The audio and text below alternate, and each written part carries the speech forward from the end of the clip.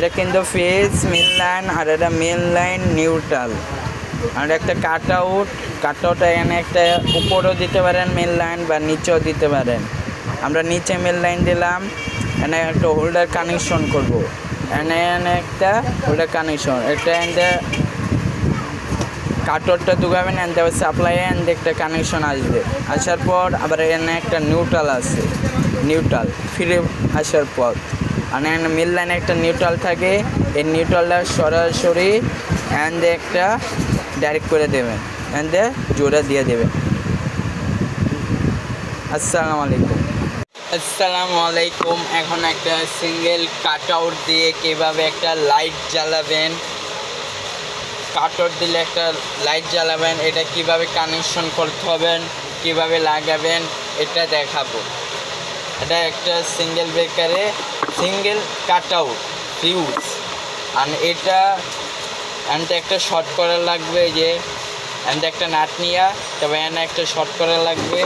তারপর main phase এটা ধরে নিলাম, এটা মেন ফেজ, এটা মেন ফেজের পরে লালটা কিন্তু ফেজ আর নীলটা হলো নিউট্রাল। তবে একটা কাট আউট নীলটা দিলাম, তারপর একটু বাস করে নেবে, বাস করলে টানলে আর ছুটবে না।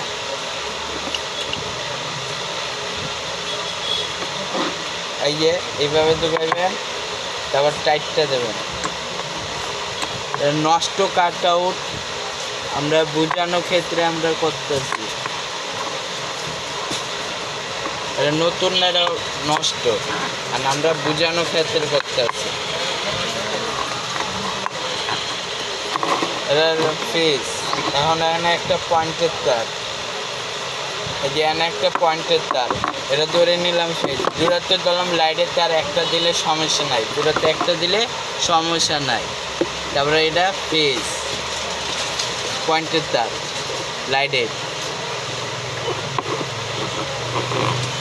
আমি কানেকশন করলাম মেন লাইনের পরে একটা ফেজ আর আরেকটা পয়েন্টের তার ফেজ, পয়েন্টের তার বলি।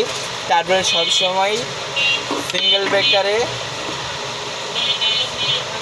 এটাতে নিউট্রাল দেবেন না, এনতে নিউট্রাল কমন করে দেবেন।